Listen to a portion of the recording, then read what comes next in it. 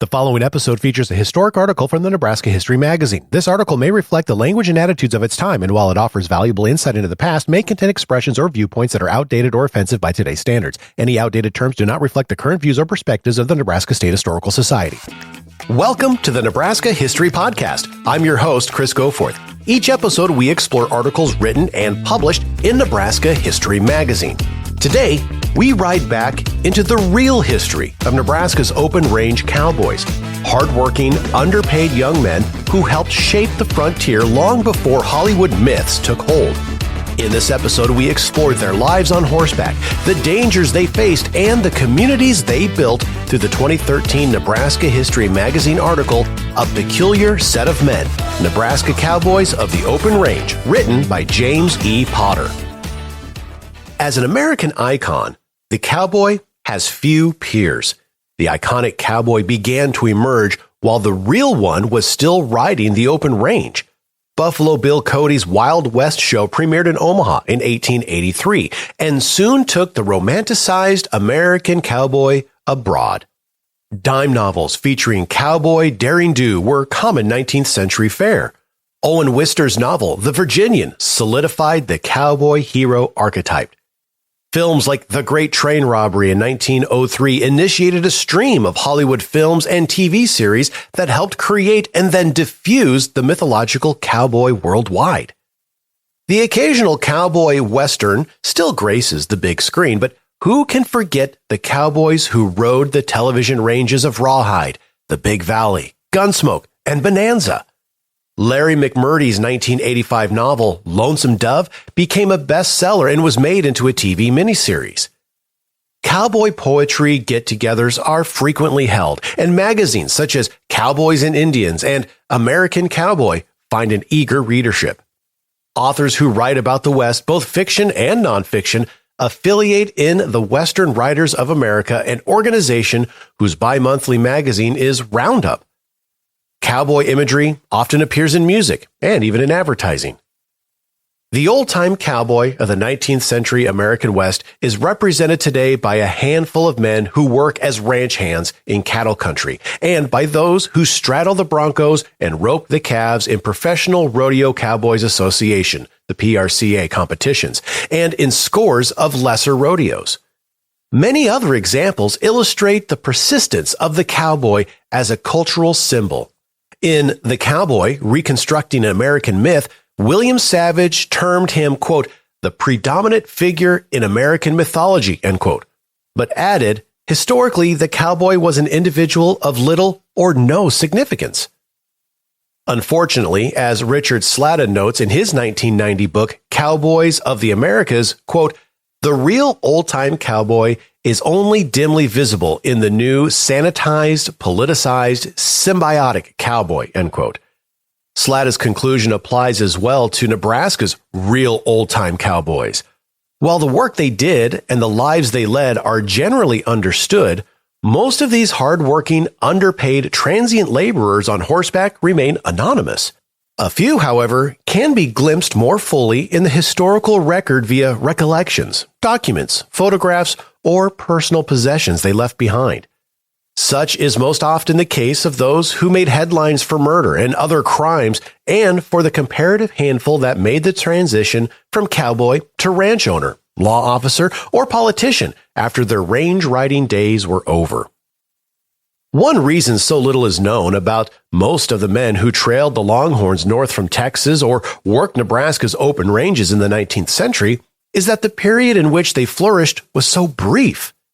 Again, quoting Sladden, quote, extensive open range ranching came and went in the American West in the space of a single lifetime, end quote.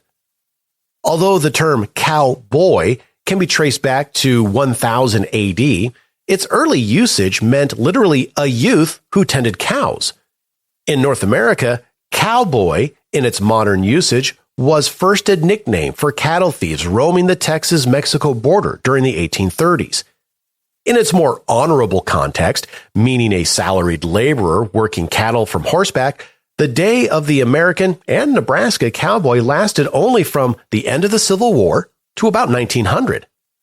Subsequently, hired laborers on ranches, often still called cowboys, began to do much of their work as pedestrians while building fences, putting up hay, and repairing windmills. As former cowboy James H. Cook put it in 1923, quote, "A 45 caliber hammer, a sack of fence staples, and a wire cutter, splicer, and staple puller combined are all the tools you need by the modern cowboy," end quote. Saddle horses began to give way to pickup trucks, tractors, or all-terrain vehicles. No longer was the cowboy exclusively an equestrian.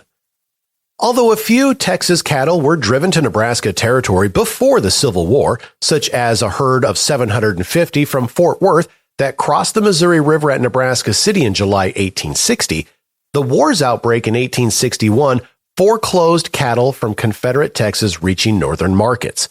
Once the war was over, a surplus of cattle in Texas, combined with a growing, increasingly industrialized nation, provided both the supply and the demand for beef.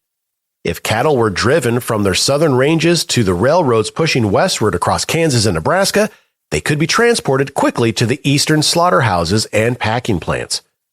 Moreover, post-Civil War negotiations with the Plains tribes, such as the Fort Laramie Treaty of 1868, established the Great Sioux Reservation, providing for the government to feed the Indians, including a pound of meat daily for each Indian over the age of 4, while they learned to practice agriculture.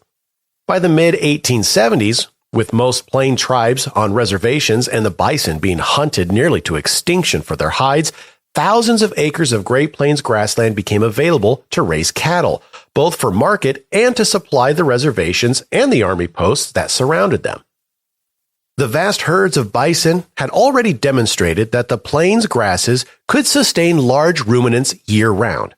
Proprietors of trailside emporiums of the 1850s and 1860s, known as road ranches, successfully wintered oxen and other domestic cattle, albeit sometimes putting up hay to supplement grazing. Squire Lamb, who operated such an establishment on the Platte Valley near present Alda, Nebraska, wrote his brother in January 1865 that cattle did well on the winter-cured buffalo grass. Quote, "They graze as in the summer," end quote. M.H. Brown is said to have brought the first Texas cattle to the Platte Valley near North Platte, some 800 head in the fall of 1868. A year later, he drove a herd of 1,700 to Nebraska, which he sold to local entrepreneurs, Keith and Barton. In 1869, John Bratt, in partnership with Isaac Coe and Levi Carter, bought 2,500 head of Texas cattle, and in 1870 established his home ranch southeast of the town of North Platte. By February 1870, the town's newspaper, the Platte Valley Independent, reported nearly 7,000 cattle and sheep were being herded on the plains without shelter excepting that which nature affords in the region between Plum Creek, present-day Lexington, and Sidney. Until the middle 1870s, most ranches were located in the region extending from the Platte Valley south to the Republican River and from Fort McPherson on the east to the Colorado line. A few were also being established along the loop drainages on the eastern margin of the Sandhills. North of the Platte, ranching remained undeveloped because the Western Sioux, Lakotas, retained the right to hunt there under the terms of the 1868 treaty. The era of big cattle drives from Texas to northern railheads had begun in 1867, with Abilene on the Kansas Pacific as the destination. Trailing Texas cattle to Nebraska began in earnest in 1870, when the town of Schuyler, the first beneficiary of this traffic. Complaints about high rates and slow service had prompted Texas cattlemen represented by Dillard R. Fant to seek a shipping point on the Union Pacific. In the summer of 1870, at least 30,000 cattle were driven to Schuyler. As the Omaha Republican noted, quote, "It had been a very good thing for the railroad, a good thing for the Platte Valley, a good thing for Schuyler, a good thing for Omaha, and a good thing for the whole state," end quote. The number of cattle coming to Schuyler surprised everybody and promises well for the future. However, the promising future envisioned for Nebraska as a cattle-driving destination would not include Schuyler. While Texas cattle would continue to be trailed to southeastern Nebraska for a few more years, many passing through to northern Indian reservations, locals farther west would soon absorb the vast herds. Farmers were rapidly occupying the eastern Nebraska prairies and would not tolerate semi-wild longhorns trampling their crops. The legislature in 1871 had passed a herd law, making livestock owners liable for damages. Although voters could suspend the law's enforcement on a county-by-county basis, residents of farming regions were not inclined to do so, forcing the cattle drives west to unsettled regions. Some of the last big drives of Texas cattle to eastern Nebraska may have been the herds mentioned by the Beatrice Weekly Express in late summer of 1873 as being grazed nearby. They included 2,700 head owned by W.T. Burnham of Austin, Texas, 2,300 or more owned by a Mr. Camfield that arrived in July, and 2 more herds totaling 3,300 head that arrived in September. Most of these cattle were sold to Nebraska purchasers. The drives prompted the newspaper to state that, quote, Beatrice is getting to be known as a cattle shipping point, and it requires a few more good sales to permanently establish its reputation, end quote. Like Schuyler, however, Beatrice as a cattle emporium was destined for disappointment. The region around Kearney and the nearby hamlet of Lowell, south of the Platte River, had already become the main Nebraska destinations for Texas cattle, spurred on by the Burlington and Missouri River Railroad's connection with the Union Pacific at Kearney in 1872. For the next few years, Kearney would be the primary Nebraska railhead for the Longhorns. Inevitably, the farming frontier surged into the central Platte Valley, although the former Fort Kearney military reservation south of the Platte was still available as a cattle holding ground.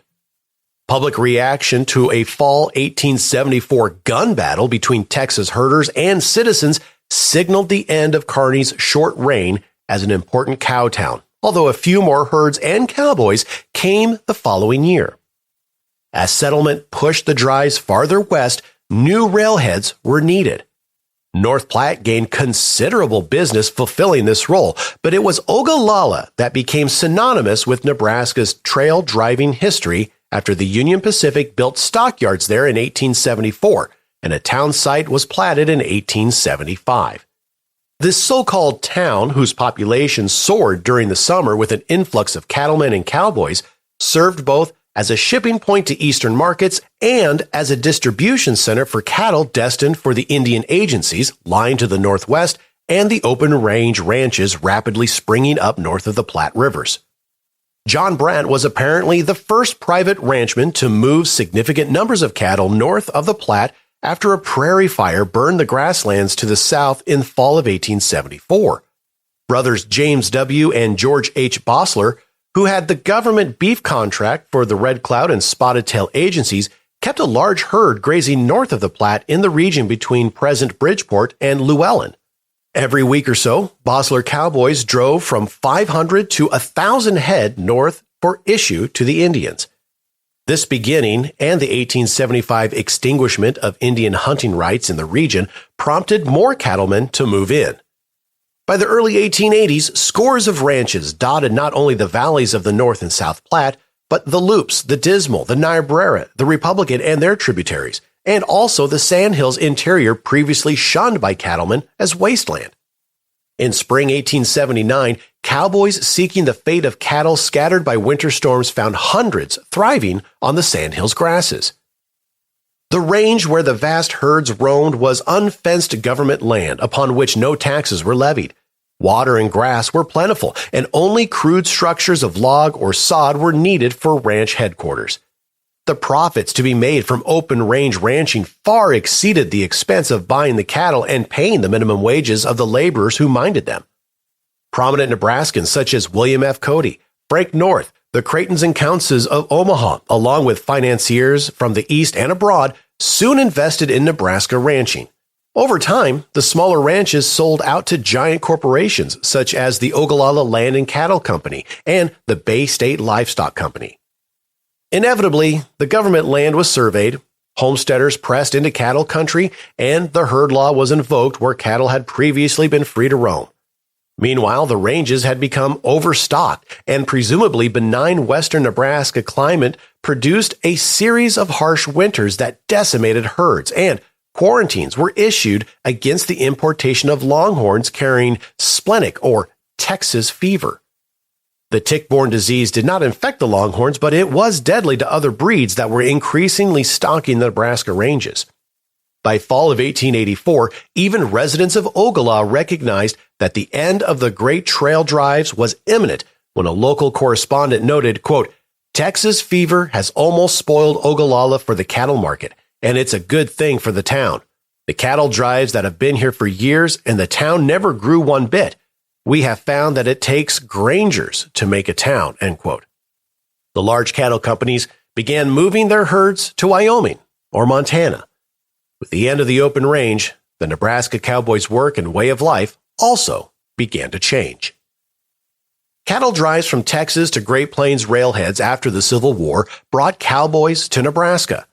As long as most of the cattle were shipped to market or delivered to Indian reservations instead of being put on the range, there was not much work to keep the cowboys in the state, and many returned to Texas. As the 1875 drives to Ogallala drew to a close, the first year the town was a major cattle destination, an observer summed it up by stating, quote, 30,000 head of cattle have just been delivered to the Indian agencies north of here, and the herders returned yesterday on their way back to Texas. They're having a jolly time here as they start across the country ponyback, a distance of 800 miles. Like discharged soldiers, they are free and generous with their money after being paid off and discharged. Many of them spend every dollar of their hard-earned money before leaving the fitting out point on the return trip. They are provided enough, however, to have laid in their supplies before going on a stampede, as they call it. A majority of the herders here are young men, having made perhaps but one or two trips across the country, end quote. Even if they had not been born in the Lone Star State, the trail hands' arrival with the Longhorns made them all seem Texans. The Sydney Telegraph noted as much in August 1879 when it wrote, quote, "A large number of the cowboys in this section are from Texas. In a recent conversation with one of them, we remarked how natural it was for a Texas boy to talk about stock and etc. Yes, he replied, we are brought up with it, commencing from boyhood, growing with it, and in many instances knowing nothing else but cattle and ponies," end quote.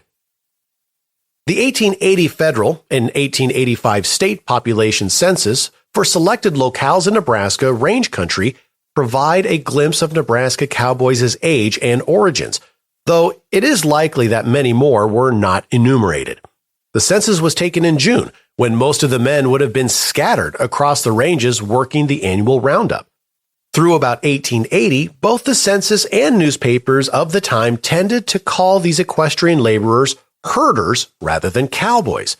Several herders enumerated in the 1880 census of Shidley's Ranch in Keith County and the Hunter and Evans Ranch on the Niobrara River in present Sheridan County had been born in Texas or other states of the former Confederacy, but many were natives of Iowa, Kansas, Ohio, Illinois, Missouri, New Jersey, New York, Pennsylvania, and several foreign countries, including Canada, England, and Germany. The 1885 state census of the Hat Creek Basin, the northern portion of modern Sioux County, enumerated 76 cowboys working on the 7 ranches listed in the agricultural schedule. Collectively, the ranches had slightly more than 43,000 cattle on hand on June 1st. The Sioux County Cowboys, like their 1880 counterparts, had been born all across the United States and in several foreign countries, including Norway, France, and Mexico. 9 cowboys had been born in Iowa, 11% of the sample, followed by 7 Texas-born men, slightly more than 9%. Natives of Illinois, Missouri, Mexico, and New York were next in line. No other state or country furnished more than 3 cowboys. Regardless of their nativity, many Nebraska cowboys got their start in Texas. James H. Cook was born in Michigan and went to Kansas, where a cattleman told him, quote, "The best way to see the West was to get work with some cow outfit and go to Texas," end quote. After working on several cattle drives from Texas to Kansas, Cook hired on with an 1876 drive to the Dakota Territory Indian Reservation, and subsequently ended up in Nebraska as a Hunter and Evans cowboy before buying the 04 ranch at Agate Springs in 1887. Edward C. Teddy Blue Abbott, whose recollection, "We Pointed Them North," is a classic, was born in England and grew up near Lincoln, Nebraska, before running away from home to become a cowboy. In Texas, Abbott signed on with Isam Print Olive to return to Nebraska in 1879 with a herd destined for the Olive Ranch on the Loop. Quote, "It was easy to get a job. The cow outfits were looking for men in every town you went to in Texas. They tackle you and go north with a herd," end quote. Abbott, however, soon left Nebraska and spent the rest of his cowboy days in Montana. Some Nebraska cowboys were black. Notable examples were Amos Harris, born a slave in Galveston, and James Kelly, birthplace unknown, the latter said to have come to Nebraska with olive herds from Texas. Harris and Kelly remained in Nebraska for the rest of their lives, often working as cowboys. In early February 1888, an intoxicated black man named Shelton Redden died in the Ogallala jail. A local resident recalled that he came over the trail from Texas in 1875 in the capacity of cook, and sometime later was employed by Seth Mabry as a cook on a ranch for whom he worked for 11 years. Discontinuing there, he was employed by R.E. Bean at the Keystone Ranch, where he worked for the past year, dishing up savory viands for the men who followed the festive cattle of the North River country, end quote. While black cowboys were usually sprinkled here and there among their mostly Anglo counterparts, the Sydney newspaper mentioned the 1885 passage of a herd for the Bay Stage Range that, quote, was in charge of an outfit of colored cowboys, bosses and all, end quote. Richard Slotta estimated that about 5,000 black cowboys helped trail herds north from Texas between 1866 and 1895. Given the vaquero origins of the American cowboys trade, it's not surprising that many were Hispanic ancestry. The Olives employed Mexicans, including one Pedro Dominicus, who was on the payroll at the time of the 1878 killing of homesteaders Mitchell and Ketchum by Olive cowboys in Custer County. Another man, Mexican Leon, was reported by Abbott as having been murdered by Print Olive's brother Ira on the Republican River about 1878. Abbott also recalled that although white Southerners such as the Olives were strongly prejudiced against blacks and Mexicans, quote, they hired them because they worked cheaper than white men, end quote. John Bratt remembered that in 1870, quote, our employees, some 20 or 30, were mostly Texans or Mexicans, end quote. 5 cowboys listed in the 1885 census of Sioux County were natives of Mexico, and another had been born in New Mexico. While most of the cowboys listed in the 1880 census were in their 20s, although several were teenagers, many of the youthfulness was typical of the Sioux County Cowboys in 1885, with men in their 20s making up nearly 66% of the sample. Slightly more than 9% were teenagers, while nearly 20% were in their 30s. Only 4 men older than 30 were listed as cowboys. Older men often worked as foremen or cooks, but John Graham of the Hunter Ranch, age 38 in 1880, was still listed as a herder. 14 of the 1885 cowboys were recorded as being married, though their wives were not with them. The youth of the cowboys in the census conforms to recollections by several Nebraskans. Nels Rowley, who settled in Cherry County, said he was 17 when he got his first job in 1879 on a ranch near North Platte. Edward C. Abbott was 18 when he made his first trail drive in 1879. James H. Cook was in his teens when he drove cattle from Texas in the mid-1870s. Bartlett Richards, later to become one of Nebraska's most prominent cattlemen, was not yet 17 when he left Massachusetts in 1879 to work as a cowboy on a Wyoming ranch. Whether trailing a herd of longhorns from Texas to Ogallala or making the spring and fall roundups from the Nebraska ranges, the cowboy worked on horseback. The drives began in Texas in February or March, with the goal of getting the cattle to the Platte Valley by September 1st at the latest. Seth Mabry in 1875 reported, quote, we try to get them up here earlier by July 1st through the 10th, end quote. According to fellow Texas cattleman Eugene B. Millett and Dillard R. Fant, they say, quote, when this cattle driving business first began, 500 was thought to constitute an immense herd. but now 2,500 to 4,000 are brought up at a time, end quote. Managing herds of this size on the trail required fewer cowboys than one might expect. Millet and Fant said about 11 men, one the trail boss and the other a cook, were needed for a herd of 2,500.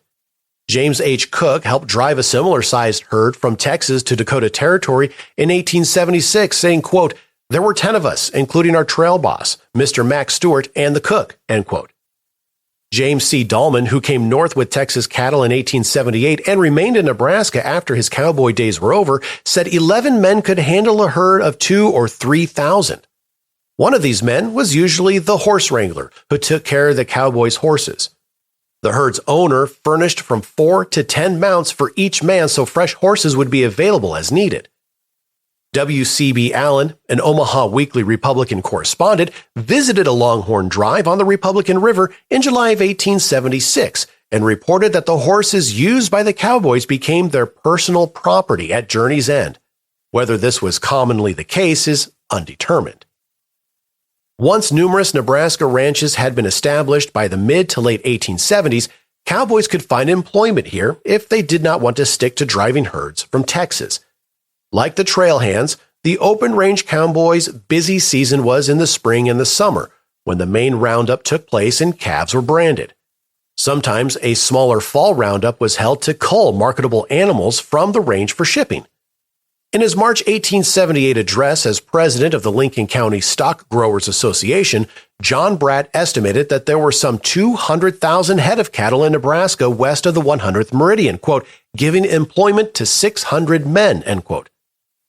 The first systematic roundups began in Nebraska in 1875, the same year that the western stock districts in Lincoln, Keith, and Cheyenne counties and adjacent unorganized territory was created by the legislature, and the Stock Growers Association of Western Nebraska was also organized. These developments were at the behest of the cattlemen, quote, for the better regulation of handling stock and our mutual protection in stock raising, end quote. Roundups and shipments of cattle were limited to the period from May 15th to November 15th. Brand inspection was initiated, and rules were adopted for the roundups. The latter included designating various roundup districts, how roundup foremen were to be selected, and the number of cowboys each cattleman was required to furnish based on the number of cattle he owned. By the 1880s, the spring roundup had become an interstate affair, coordinated by the powerful Wyoming Stock Growers Association, which counted many Nebraska cattlemen among its members. In 1884, the association designated 31 roundup districts, 8 of which were entirely or partially in Nebraska. Although the roundup season was shorter than the trail season, the work was more complicated than simply moving cattle from place to place. As related by Dan Adamson, each roundup district might cover a large territory over which the herds from 5 to 10 cow outfits ranged. Each district appointed a foreman, and each outfit therein provided cowboys, horse wranglers, a cook, and a mess or chuck wagon.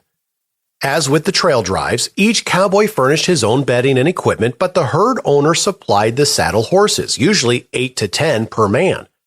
Reps from the outfits outside the district came along to ensure that cattle belonging to the owner for whom they worked were identified.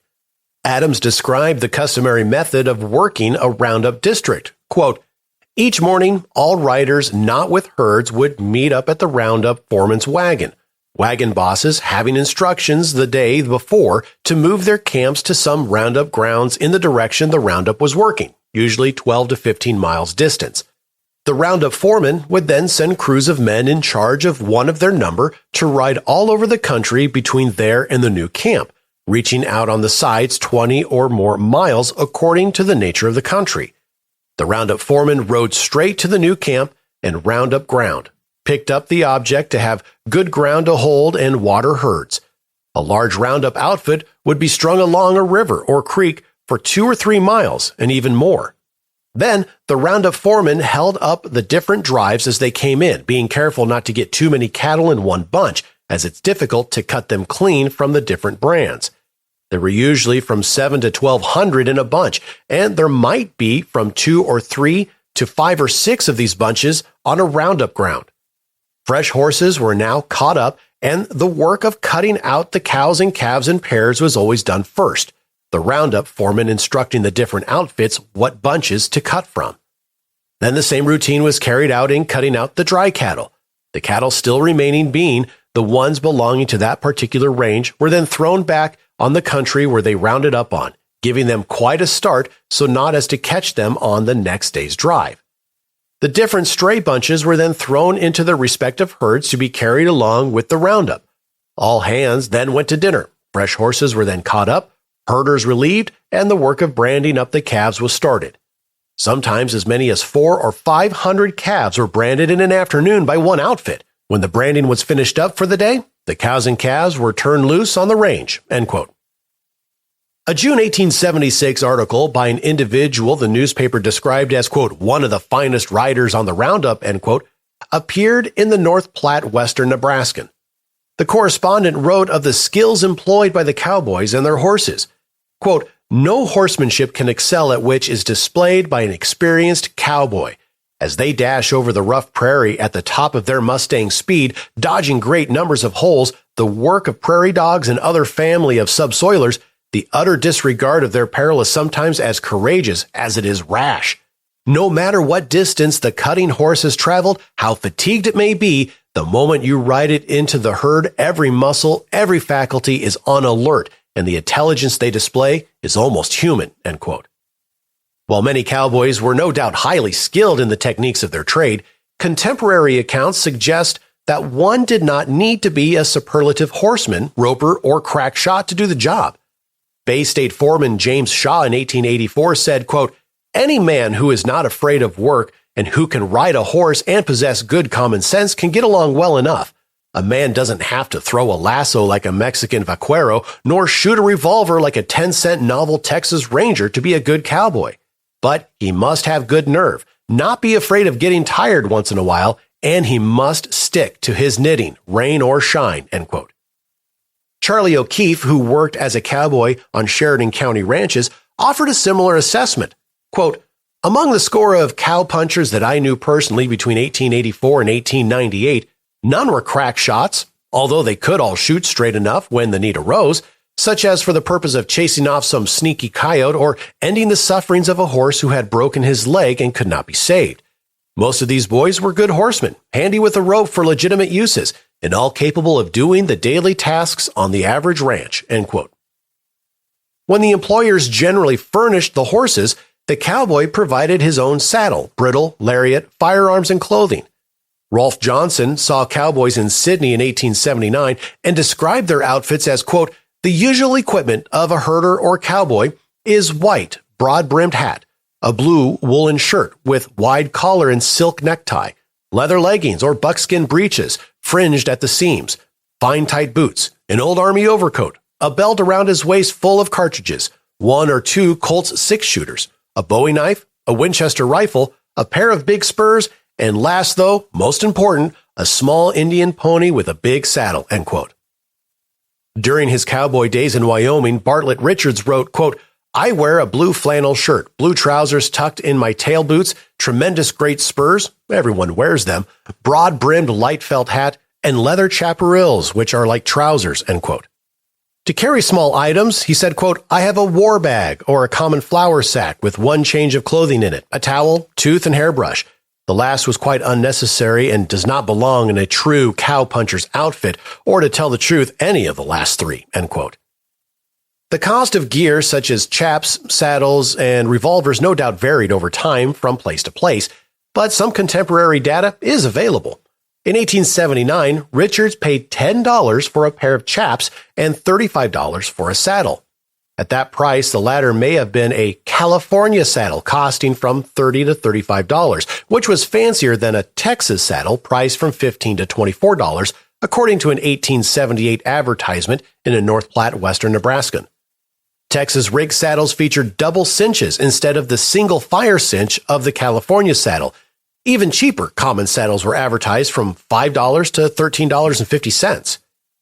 A huge variety of firearms was available to the cowboys, including many Civil War percussion arms rendered obsolete by the post-war availability of metallic cartridge types. Among the most common of the latter were single and double action revolvers produced by Colt and Smith & Wesson, along with Winchester repeating rifles and carbines. Depending on the model, caliber, and finish requested, such revolvers ranged in price from $13 to $21 during the years from 1875 through the late 1880s. Model 1873 Winchester rifles and carbines cost from $35 to $40 during the mid-1870s, but increasing production brought the price down to about $28 by 1880. Most cowboys slept in the open, fully clothed, while on a drive or roundup, covered only by their saddle blanket or tarpaulin. If it rained, they likely got wet. Sleep itself was at a premium because controlling the cattle day and night took precedence. A cowboy on an 1876 trail drive from Texas told a newspaper correspondent, quote, "It is 17 months since I have slept under shelter or been inside a house," end quote. Another hand working a Nebraska roundup the same year mentioned that he had not slept for 3 nights. Quote, "On inquiry, his reply was last night, tonight, and tomorrow," end quote. The cowboys on trail drives or roundups were fed from a mess or chuck wagon, and the cook worked longer hours than the other men.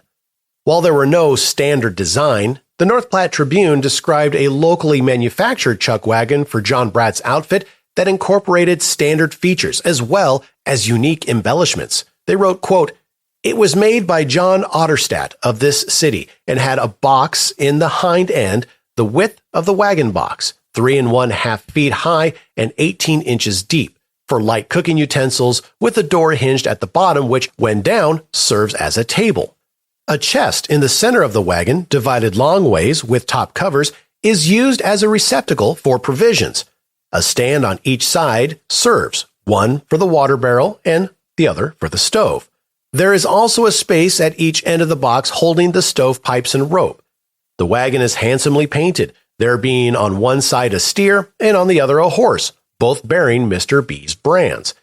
Taken all together, it is a credit to its maker and will no doubt be the envy of the other outfits and especially the cooks," end quote.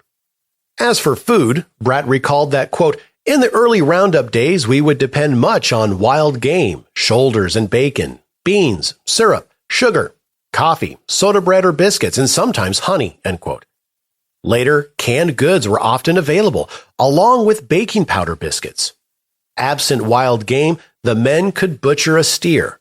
Bartlett Richards in 1879 had fresh meat often along with potatoes, quote, "Canned tomatoes, oatmeal, rice, tea, and coffee, sugar white and brown, always some kind of dried fruit, apples or peaches, prunes or blackberries, hominy, etc., end quote. One drawback was everything is fried in grease. Ed Monroe did not fare as well on an 1883 roundup in the Sandhills, complaining about, quote, "yellow soda bread, strong bacon, muddy coffee, and burnt beans," end quote. During the spring and summer, cowboys rarely had time for recreation. Mac Radcliffe mentioned that during a roundup, he and another cowboy staged an impromptu chuck wagon race that had not been sanctioned by the cooks, losing much of the cooking equipment in the process. John Bratt said cowboys on the range engaged in storytelling around the campfire and occasional practical joke. The roundup Nels Rowley was working in 1881 laid over for 2 days so the men could rest before moving to another district. Quote, "We had a roping contest, riding and horse races, and a general good time," end quote.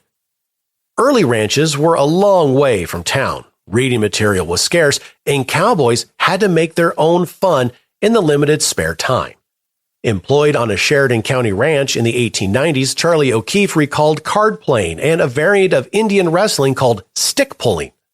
Otherwise, quote, "there was really nothing much but bronco riding and playing practical jokes on the tenderfeet who showed up to join the workforce during the haying season," end quote. Working constantly on horseback, the cowboy's job was dangerous, particularly due to the nasty disposition and the size of the open-range cattle that he had to manage. Only the largest and strongest could stand the drive from Texas, and longhorns were generally kept on the range until 4 years old. By then, a steer could weigh well over 1,000 pounds.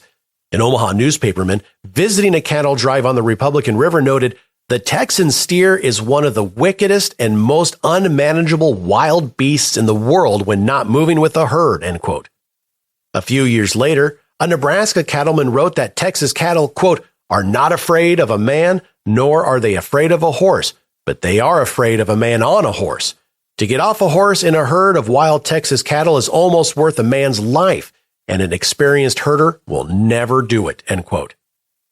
Hans Gertler, working at John Bratt's home ranch, was knocked to the ground by a longhorn steer that had slipped the lariat. Only the steer's flaring horns prevented Gertler from being gored. While cowboys would not voluntarily go afoot in the midst of a herd, or at most other times for that matter, they were sometimes unhorsed during a mad scramble to control a stampede, an accident that could prove fatal. Stampedes often occurred at night, sometimes caused by thunderstorms, and the horses risked stumbling into animal burrows or plunging over cut banks during the headlong rush into the dark. Teddy Blue Abbott, among others, told of cowboys being killed during stampedes. In one instance, the cowboy and his horse were, quote, mashed into the ground as flat as a pancake. The only thing you could recognize was the handle of his six-shooter, end quote.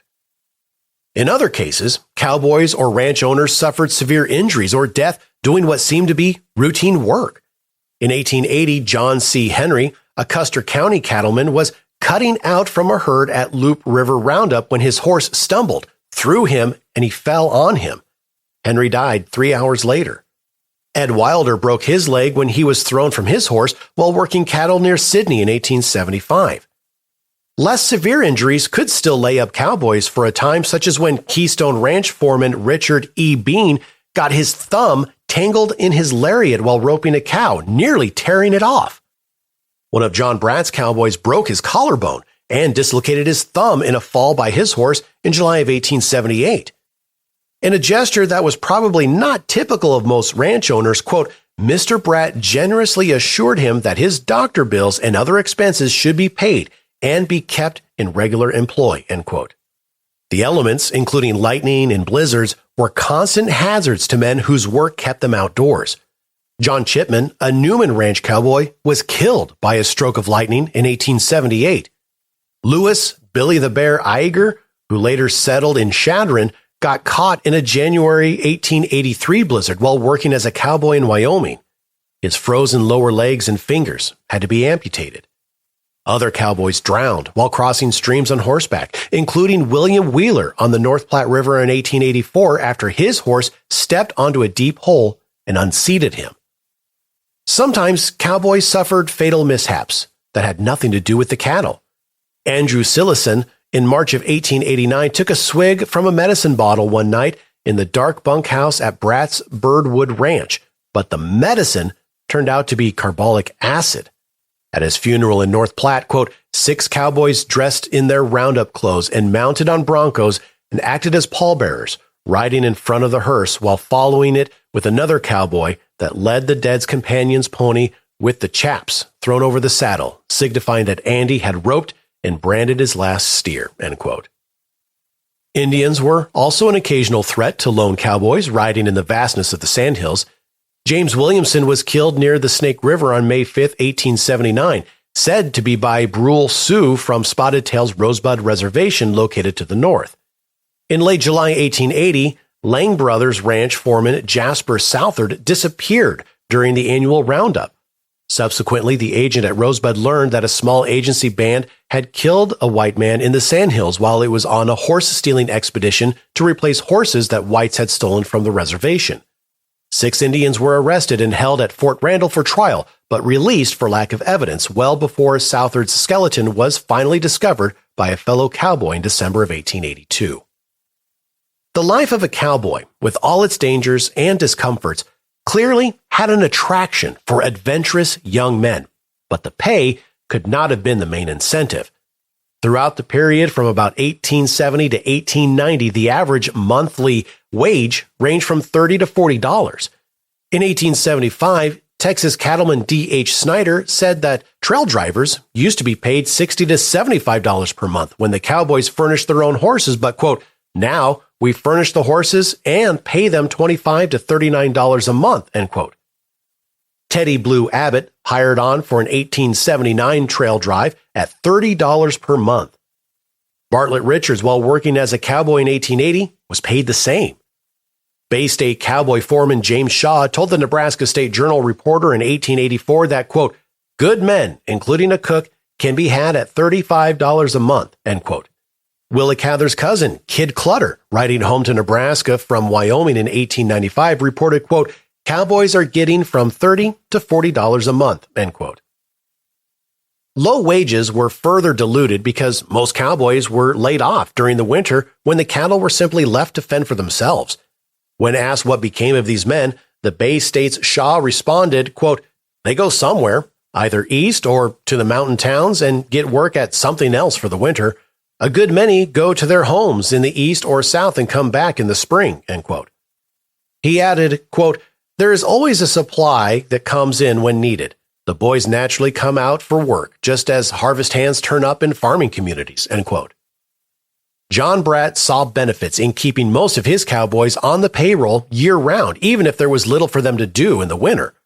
Stockmen who discharged the cowboys in the fall said Bratt, quote, did more to make horse and cattle thieves out of them than anything they could do. The summer's wages of a cowboy would often be spent in a night. What was he to do through the winter? He had to live, and to live, he was forced to steal, end quote. Some cowboys drifted from ranch to ranch during the off-season, picking up odd jobs in return for a place to sleep and eat. This practice was known as riding the grub line. James Dahlman stayed on at the Newman Ranch on the Niobrara one winter, but the work had little appeal. It included chopping and hauling logs for fence posts and corral poles and building barns, ice houses, and corrals. It was a far cry from the cowboys' preferred job of handling cattle from horseback, and, according to Dahlman, quote, the Texas puncher was always sighing for spring, end quote. Conflicting stereotypes have grown up about cowboys' character and behavior, one version holding that they were honest, generous, big-hearted, and loyal, while another portrays them as lazy, immoral, backward, and prone to violence. As Richard Slatta had observed, quote, cowboys were no paragons of virtue, as many romantics and popularizers would have had it, nor were they the uncouth barbarians of the plains described by self-anointed spokesmen of civilization and culture, end quote. Perception of cowboys often depended on when and where observers encountered them, or whether they had actually met cowboys at all. That they were seen as different is reflected by published contemporary accounts that referred to them as a peculiar race, a rare bird, a wonderful creature, or a peculiar set of men.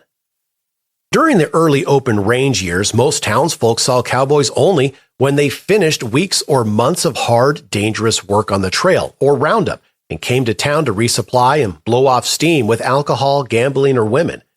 In this setting, violence often resulted. Sensational events such as the killing of Custer County homesteaders Mitchell and Ketchum by Print Olive and his cowboys in 1878 and the trials that followed shaped many Nebraskans' perception of cowboy behavior.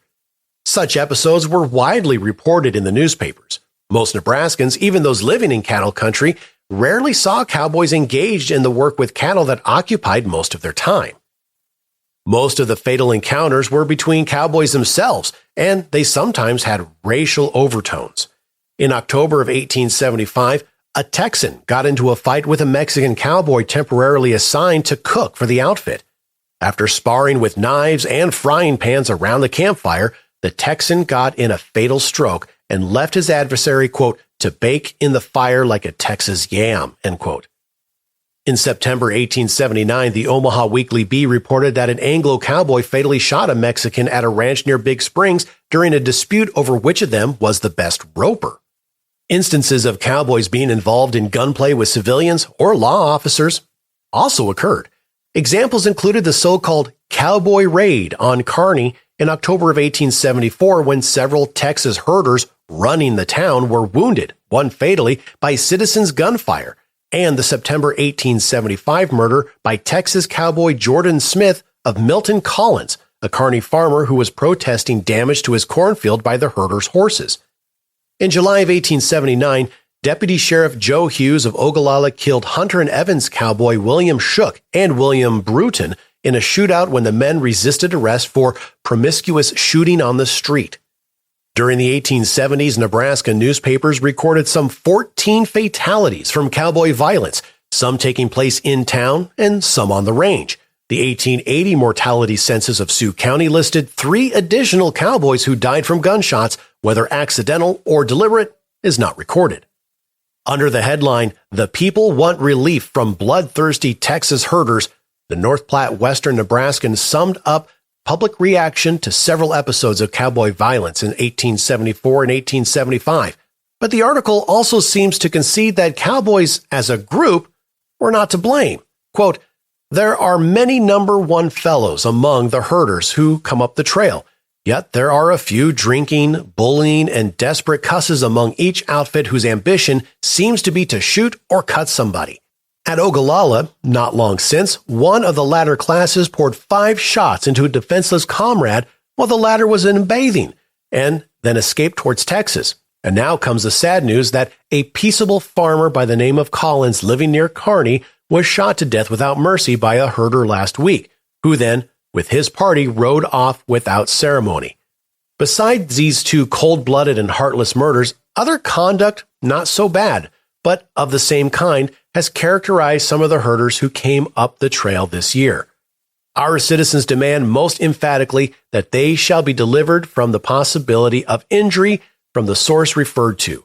No objection is implied in this demand against the business that brings into the country cattle herders, by no means, but it is seriously insisted that proprietors of herds shall not employ men to do their driving and herding who are known to be drunkards, and worse than that, villains of the deepest dye, who do not hesitate to shoot on the slightest provocation, or even seek opportunities to murder men, as in the case of Collins.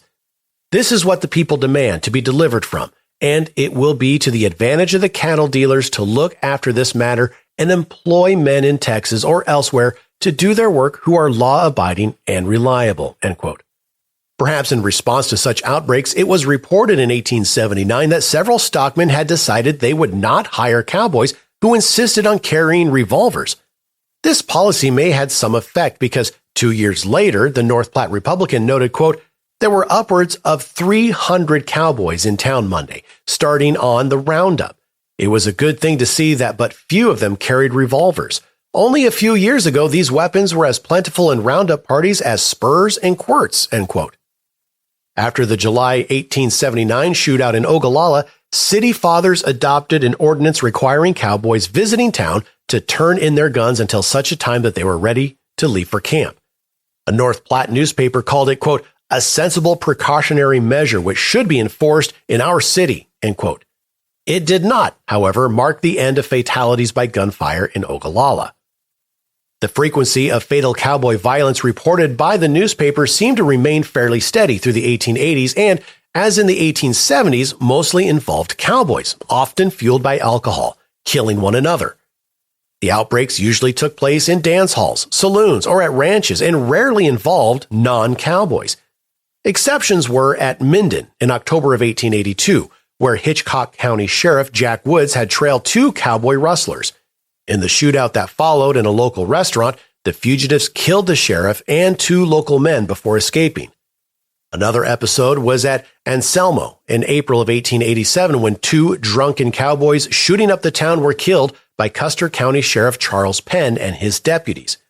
Sources suggest a total of about 16 fatalities related to cowboy violence for the decade.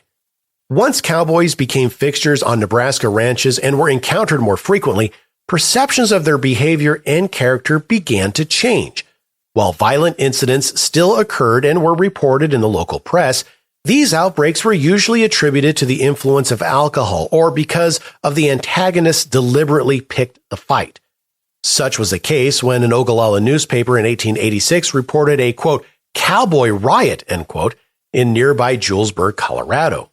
4 drunken cowboys entered a local saloon and began firing off their revolvers at every available object offering a mark, pictures, mirrors, decanters, and stacks of boxed cigars being shattered in their turn. 2 of the men were arrested and fined, but no one was killed or injured. Contrasting with the Western Nebraskans' 1875 condemnation of, quote, "bloodthirsty Texas herders," end quote, The same paper in 1881 rose to the Cowboys' defense when it reported, quote, "Scores of cowboys in town this week getting ready for the roundup. They deported themselves like men and gave the lie to the false stories that are told about them so often and so freely in papers published in the tenderfoot regions down east," end quote. When an apparently sensational and inaccurate article about cowboys appeared in the Philadelphia Times, the Sydney Telegraph editor was indignant. Quote, "If these tenderfoot correspondents possessed a little more brains and good sense, it would be better for the human race. Our cowboys of Nebraska and Wyoming are perfect gentlemen, full of life, energy, and all that makes a man," end quote.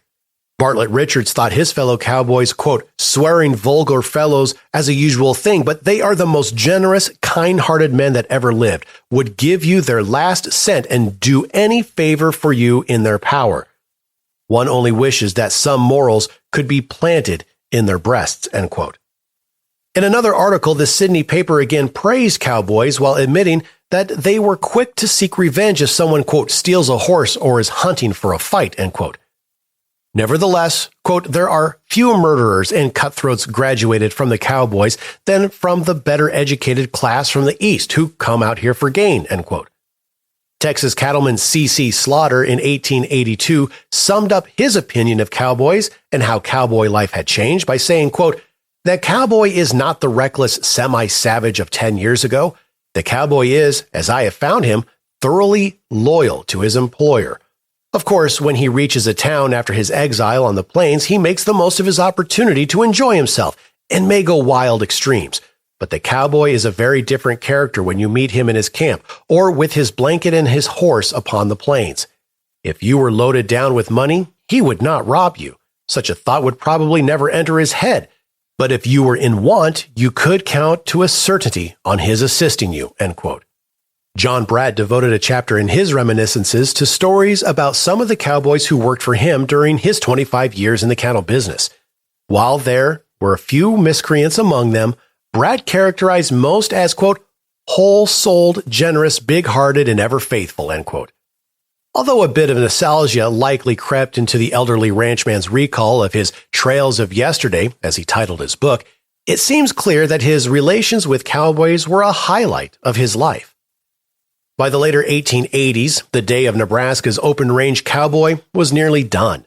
The wild, unruly herders of the early years had become respected community members who did not always have to frequent saloons or gambling halls to enjoy themselves. And the latter institutions, while still present, were no longer the main attractions once towns such as Ogallala and Sydney moved beyond their turbulent years as cattle emporiums. The changes are suggested by the Keith County News report of the fall of 1886, gathering of local cowboys unwinding from the summer's work. Quote, "The Ogallala Cattle Company's punchers had oyster suppers at the Palace Restaurant Wednesday and Thursday nights. The cowboys enjoyed themselves immensely," end quote.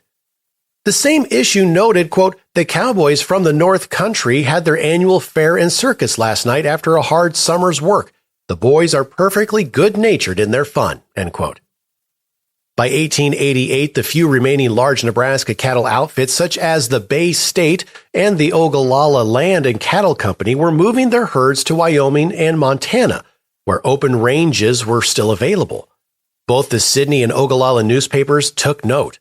When 75 Bay State cowboys came to Sydney in late May, preparing for, quote, "what will probably be the last general roundup through the section of the country," end quote, the editor noted, quote, "As the cavalcade rode slowly out of town, there were not a few among the watching spectators who regretted that the cowboy had gone, never to return to this region again," end quote. A month earlier, the Keith County News published a poem entitled "The Cowboy's Farewell" that had been, quote, "handed in this week by a cowboys of the Platte, whom were a large number in town during the present week. But there were only a handful compared with the crowds that gathered at Ogallala in the days when the Texas cattle drive and roundups were the only employment for an army of cattlemen, commonly called cowboys. As the song indicates, the days of the cowboy are past, and they depart with the well wishes of the settlers who, though in a position that conflicts with the cowboys' interests, are generally of the opinion that a more gentlemanly class of men never have roamed in any country," end quote.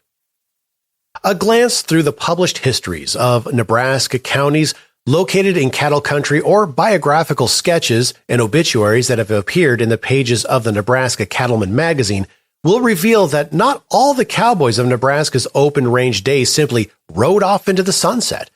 Many moved up to become ranchmen themselves, while others found new lives in law enforcement, politics, or business. Among notable examples are Bartlett Richards, who assumed management of the 33 Ranch in Sioux County in 1833, helped found the First National Bank of Chadron in 1885, and purchased a Sandhills Ranch in 1888 that became the famous Spade. James H. Cook left cowboy work to become a market hunter, and in 1887 bought a Niobrara River Ranch from his father-in-law, where he lived until he died in 1942. Today, it is the site of Agate Fossil Beds National Monument. Texas cowboy James C. Dahlman went on to become Dawes County Sheriff, Chadron Mayor, and from 1906 to 1930, with one interruption, the Cowboy Mayor of Omaha.